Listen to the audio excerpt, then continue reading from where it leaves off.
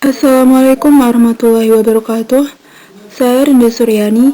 Di sini saya akan menjelaskan mengenai aspek kelembagaan dalam pengembangan akuntansi.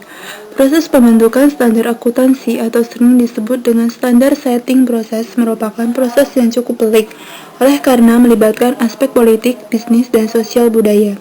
Bab ini mencoba untuk menjelaskan proses pembentukan standar akuntansi di Amerika Serikat dan di Indonesia, serta bagaimana aspek politik, bisnis, dan sosial budaya ikut mewarnai proses pembentukan standar.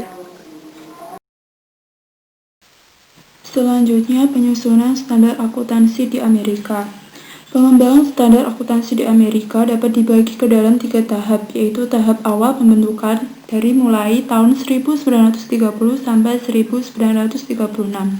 Dilanjutkan periode setelah Perang Dunia, yaitu tahun 1946 sampai 1959, dan yang terakhir periode modern mulai dari 1959 sampai sekarang.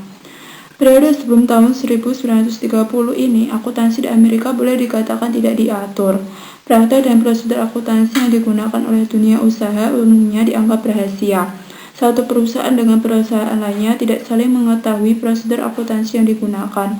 Sebagai akibatnya, terjadi ketidakseragaman dalam praktek akuntansi antar perusahaan, bahkan antar perusahaan dalam industri yang sama. Selanjutnya, periode pembentukan tahun 1930 sampai 1946. Sebagai akibat dari crash di pasar modal tahun 1929, periode 1930 sampai 1946 memiliki pengaruh signifikan di dalam praktek akuntansi. Usaha pertama perkembangan standar akuntansi dimulai dengan adanya persetujuan antara American Institute of Certified Public Accountants atau AICPA dan New York Stock Exchange atau NYSE untuk mengembangkan prinsip-prinsip akuntansi yang harus diikuti oleh perusahaan yang terdaftar di New York Stock Exchange. Apa yang menjadi keprihatinan NYSE adalah banyaknya perusahaan yang terdaftar di bursa menggunakan berbagai praktek akuntansi yang berbeda. Hasil dari kerjasama ini adalah format draft 5 Board Accounting Principle yang disiapkan oleh komite AICPA dan disetujui oleh komite NYSE pada tanggal 22 September 1932. Dokumen ini merupakan usaha formal untuk mengembangkan Generally Accepted Accounting Principle dan dimasukkan ke dalam Accounting Research Bulletin atau ARB nomor 43. Komite Prosedur Akuntansi tahun 1936 sampai 1946. Anggota CIP bertambah dari semula 7 orang menjadi 21 orang. Pada awalnya, CIP ingin mengembangkan prinsip-prinsip akuntansi yang komprehensif sebagai petunjuk umum pemecahan masalah praktek khusus. Untuk menyusun prinsip seperti ini diperlukan waktu sekitar 5 tahun dan Stock Exchange Commission atau CAC atau BPOM-nya Amerika menginginkan waktu yang lebih cepat. Akhirnya, CIP memutuskan untuk mengadopsi pemecahan masalah khusus dan memberikan rekomendasi pemakaian metode akuntansi tertentu. Lalu pada masa 1936 sampai 1946 ternyata tidak menghasilkan prinsip akuntansi yang komprehensif. Namun demikian ada 2 kontribusi yang penting yang dihasilkan. Yang pertama, keseragaman praktek akuntansi secara signifikan telah mengalami perbaikan. Yang kedua, kebijakan akuntansi yang dibuat di Amerika dibuat hanya untuk sektor swasta. Ketika Perang Dunia Kedua mulai, pengembangan standar akuntansi mengalami penurunan secara signifikan. Selanjutnya, periode setelah perang tahun 1946 sampai 1959. Pada masa setelah perang, CIP cukup sibuk sehingga secara total ada 18 ARB yang diterbitkan dari tahun 1946 sampai tahun 1953. Walaupun komite cukup berhasil menghilangkan praktek-praktek akuntansi yang banyak menjadi pertanyaan pada tahun 1930-an, tetapi strategi ini menimbulkan banyak masalah baru pada akhir tahun 1940-an dan awal tahun 1950-an.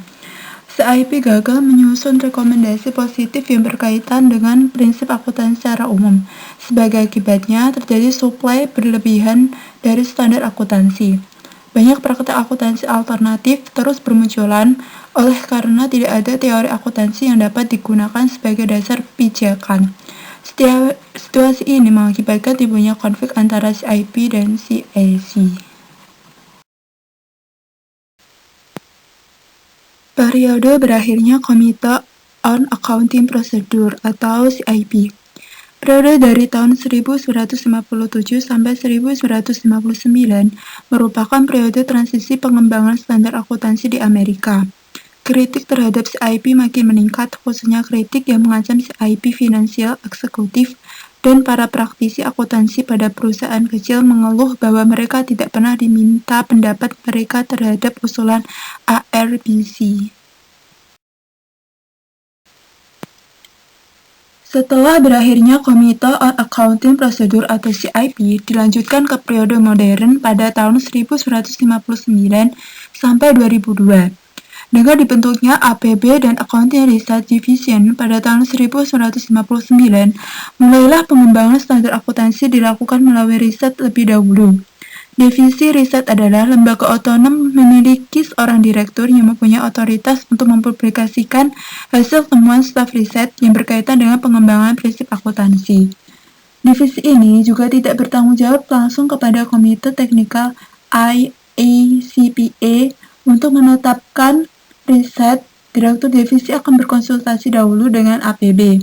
Jika keduanya tidak ada persetujuan, maka APB berhak menentukan topik apa yang harus dilakukan riset oleh divisi. Hasil dari proyek penelitian ini dipublikasikan dalam bentuk Accounting Research Studies atau IRS. Laporan Komite Wheat and Troubled. Oleh karena kritik terhadap APB bermunculan terus, maka dalam bulan April 1971, AICPA membentuk dua grup studi, yaitu The Study Group on Establishment of Accounting Principles yang dipimpin oleh Francis M. Wheat, mantan komisi SAC dan pengkritik terdepan profesi. Grup lainnya adalah The Study Group on the Objective of Financial Statement yang dipimpin oleh Robert M. Troubled. Laporan Komite selesai dalam bulan Maret 1972 yang menghendaki adanya perubahan signifikan pengembangan standar akuntansi. Rekomendasi komite ini antara lain: yang pertama, pembentukan Financial Accounting Foundation; yang kedua, pembentukan FASB; yang ketiga, pembentukan Financial Accounting Standard Advisory Council. Rekomendasi ini diterima oleh AICPA bulan Juni 1972 dan FASB resmi berdiri 1 Juli 1973. Selanjutnya, mekanisme operasional FASB. Struktur FASB mengalami perubahan pada tahun 1977 dan modifikasi perubahan ini sebagai hasil rekomendasi dari struktur Committee of the Financial Accounting Foundation atau yang disebut FAF. Anggota FASB berjumlah 7 orang, masing-masing diangkat untuk waktu 5 tahun dan dapat menjabat maksimum selama 2 periode. Selama menjadi anggota FASB, mereka harus independen. Tidak boleh ada konflik interest antara anggota secara pribadi dengan public interest.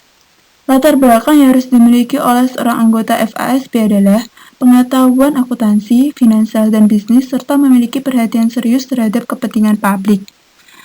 Prosedur penyusunan standar dimulai dengan melakukan identifikasi masalah, kemudian dibentuk task force untuk mengeksplorasi segala aspek dari masalah tadi. Hasil kajian ini berupa diskusi memorandum. Diskusi memorandum ini disebarkan ke pihak-pihak yang berkepentingan. FASB kemudian melaksanakan public hearing di mana semua pihak yang berkepentingan memberikan pandangannya kepada Dewan. Setelah public hearing, diterbitkan exposure draft dari standar dan dimintakan pendapat secara tertulis kepada semua pihak yang berkepentingan. Setelah mempertimbangkan komentar tersebut atas exposure draft, diperlukan pendapat mayoritas dari anggota FASB, yaitu 4 anggota menyetujui agar dapat diterbitkan standar akuntansi final. Selanjutnya, periode setelah skandal akuntansi dimulai tahun 2002 sampai sekarang. Era ini merupakan era yang mengagetkan dunia akuntansi. Berbagai kasus skandal bisnis dan accounting fraud yang terjadi di berbagai negara yang melibatkan perusahaan besar, seperti Sandsburn, Kennard, Aaron WorldCom, Global Crossing di Amerika Serikat, BSSI, Maxwell, Polypic di Ukraina, dan HIH Insurance Australia, menyadarkan badan berwenang untuk melakukan reformasi berkaitan dengan praktek akuntansi. Selanjutnya, aturan dalam Sarbanes-Oxley Act 2002. Tujuan utama SOX adalah untuk melindungi kepentingan sesuai dengan persyaratan perundangan yang berlaku. Dengan tujuan meningkatkan kepercayaan investor, SOX mewajibkan Chief Executive Officer atau CEO dan Chief Financial Officer atau CFO perusahaan yang terdaftar di pasar modal secara hukum bertanggung jawab terhadap kebenaran laporan keuangan yang mereka tanda tangani. SOX juga menentukan dengan jelas peran akuntan publik dan audit komit dalam mekanisme corporate governance, persyaratan pelaporan keuangan dan hukuman bagi yang tidak mematuhinya.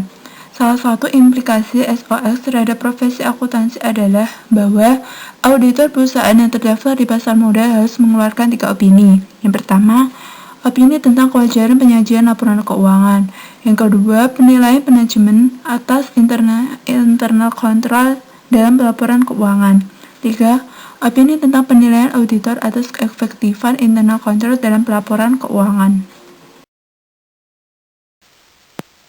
The Public Company Accountability Oversight Board. Atas dasar ketentuan yang terdapat dalam SOX, di Amerika dibentuk Public Company Accountability Oversight Board atau yang disingkat PCAOB. Misi utama PCAOB adalah untuk melindungi kepentingan investor dan kepentingan publik dengan cara mengawasi auditor perusahaan publik dalam menyajikan laporan audit yang independen, jujur, dan informatif. SOX memberi wewenang kepada PCAOB untuk membuat aturan tentang pendaftaran atau perizinan dan pelaporan kantor akuntan publik, standar audit, dan standar profesional lainnya, serta inspeksi dan investigasi atas kegiatan kantor akuntan publik. Selanjutnya, kita akan bahas standar akuntansi global. Masing-masing negara mempunyai organisasi yang bertanggung jawab menentukan standar akuntansi dan pelaporan keuangan. Standar akuntansi yang disusun oleh masing-masing negara sangat berbeda karena berbagai alasan dan juga karena sistem hukum yang berbeda. Dalam rangka mengatasi ini dibentuk International Accounting Standard Committee dalam tahun 1973. Selama tahun 1973 sampai 2001, IACC telah menentukan menerbitkan 41 International Accounting Standard. Dalam tahun 2001, IACC mereorganisasi dan membuat standar standing body yang baru dikenal dengan AISB. Tujuan ini, AISB mengembangkan standar akuntansi global yang mempunyai kualitas tinggi, dapat dipahami dan dapat diterapkan untuk membantu para pelaku pasar modal dunia dan pemakai yang lain untuk membuat keputusan ekonomi.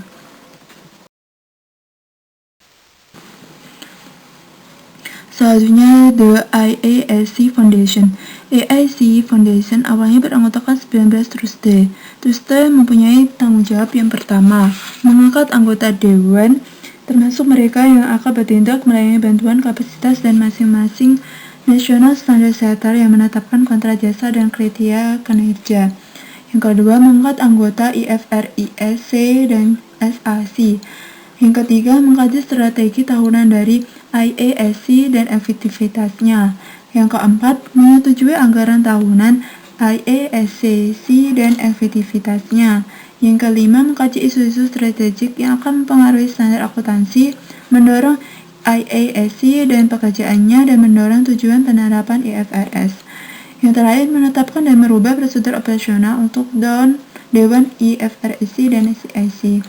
Dalam melaksanakan tugasnya, truste bertindak atas dasar single majority vote, kecuali untuk mengamandemenkan konstitusi memerlukan persetujuan 75 majority. Selanjutnya, The International Accounting Standard Board. Dewan IASB mempunyai 14 anggota, di mana 12 anggota full-time dan 2 anggota part-time. IASB bertanggung jawab yang pertama, mengembangkan dan menerbitkan IFRS dan exposure draft. Yang kedua, menyetujui interpretasi yang dikembangkan oleh IFRIC.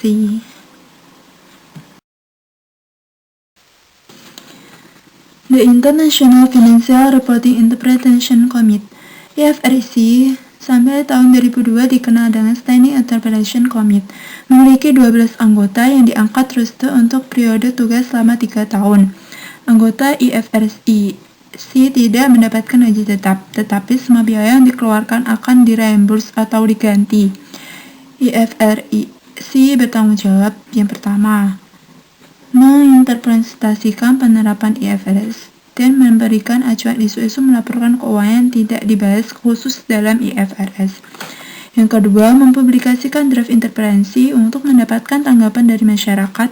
Yang ketiga, melaporkan kepada Dewan dan mendapat persetujuan Dewan untuk final interpretasi. Draft atau final interpretasi disetujui oleh IFRIC ketika tidak ada lebih dari 3 anggota IFRIC yang menolak. Selanjutnya yang terakhir, The Standard Advisory Council. The Standard Advisory Council mengadakan pertemuan 3 kali setahun dan keterbukaan untuk masyarakat untuk yang pertama, memberi nasihat Dewan untuk prioritas pekerjaan Dewan. Yang kedua, memberitahu Dewan terhadap dampak usulan standar untuk perundungan dan penyusunan laporan keuangan. Yang ketiga, memberikan nasihat kepada Dewan atau kepada truste. Demikian yang bisa saya sampaikan mengenai aspek kelembagaan dan pengembangan akuntansi. Kurang lebihnya mohon dimaafkan. Semoga bermanfaat. Terima kasih.